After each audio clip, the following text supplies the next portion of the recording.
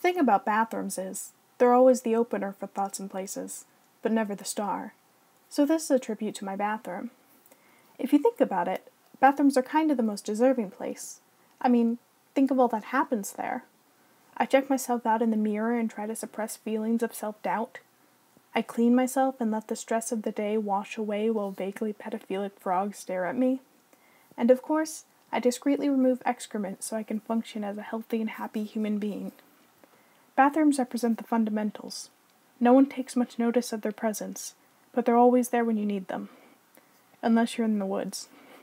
Maybe next I'll pay tribute to trees. Hey guys, so that was my pathetic attempt at a Thoughts and Places video for the week, because I started my new job this week and I didn't really have time to go out and actually make a proper Thoughts and Places video.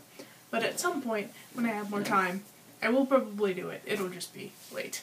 But, you know, bathrooms need attention too, or something. I'll see you guys next week.